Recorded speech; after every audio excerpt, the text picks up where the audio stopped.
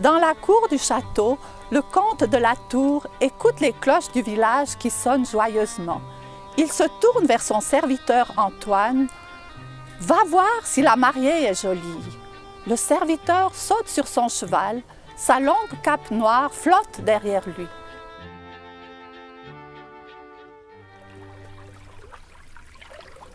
Dans la petite église d'Hérémence, Louise est debout devant l'autel.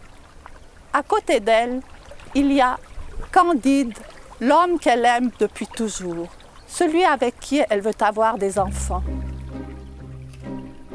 Derrière elle, il y a ses parents, ses amis, ses frères, ses sœurs, toute sa famille et la famille de Candide.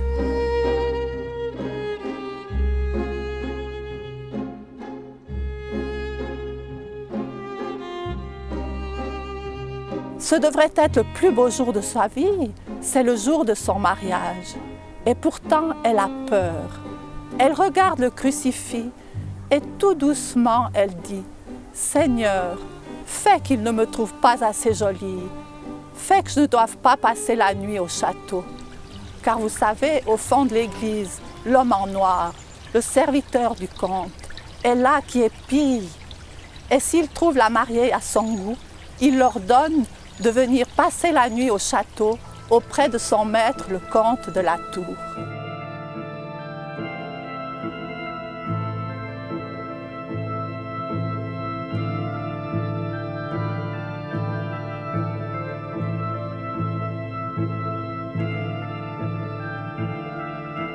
Soudain, elle entend le prêtre qui demande « Candide, voulez-vous prendre pour épouse Louise Udrizard, ici présente ?»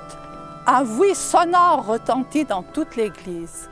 « Louise, voulez-vous prendre pour époux Candide Aymon, ici présent ?»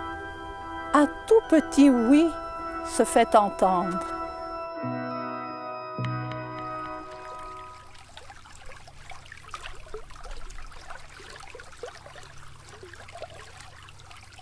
À la fin de la messe, les mariés descendent l'allée, suivis de tous les invités. L'homme noir se place devant eux et il dit à Louise « Ce soir, mon maître t'attend au château. » Elle ne répond rien.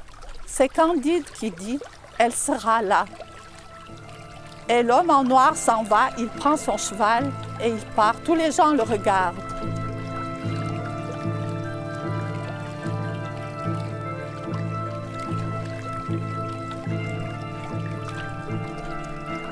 Pendant ce temps, dans l'église, les gens se taisent, ils regardent la mariée qui a les yeux pleins de larmes.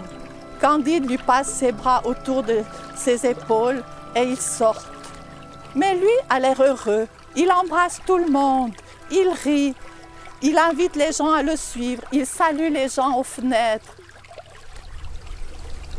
Louise ne comprend pas comment il peut être heureux alors qu'il sait qu'elle doit aller passer la nuit là-haut, mais elle n'ira pas.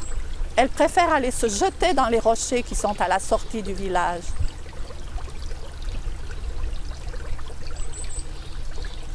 Quand ils arrivent chez eux, il veut la prendre dans ses bras, mais elle lui dit « Tu sais, je n'irai pas chez le comte, j'aime mieux mourir. » Et lui répond « Mais non, ma chérie, tu n'iras pas, c'est moi qui irai à ta place. » « Comment ça? »« Mais oui, j'ai tout préparé. » Et il sort de la commode de la poudre de riz et il se passe cette poudre sur le visage et il commence à ressembler à une jolie jeune fille. Puis il met la robe de Louise et il ouvre le dernier tiroir de la commode. Et là, il sort une cisaille à 2 lames. Louise le regarde. « Tu ne vas pas. »« Mais oui, ma chérie, je vais le faire. » Et il met la robe, le foulard de Louise, il embrasse sa femme et il part vers le château.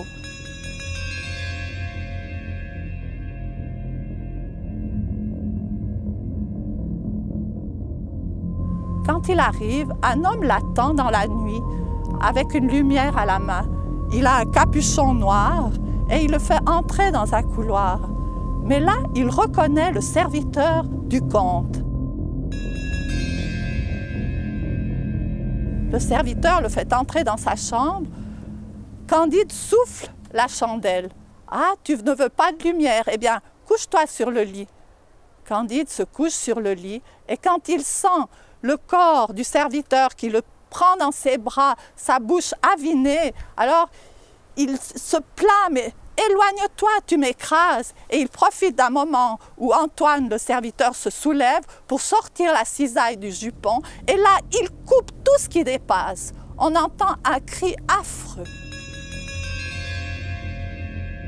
Candide sort dans le couloir et là, il voit le comte de la tour, tout maigrelet avec sa chemise de nuit courte, qui le regarde apeuré. Qu'est-ce qui se passe? J'ai entendu des cris. Oh, ce n'est rien, je suis Louise. Je venais vous voir. Ah, Louise, entre. Et le comte le fait entrer dans sa chambre. Et Candide regarde cet homme qui a tellement fait souffrir toutes les femmes des Rémances. Et là, il n'a pas de pitié, il le plaque contre le mur et il coupe comme pour les moutons.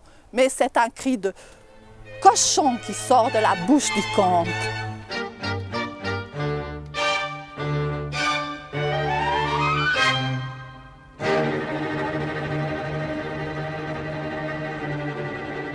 Candide part en courant, il s'arrête juste pour se laver les mains au ruisseau du village.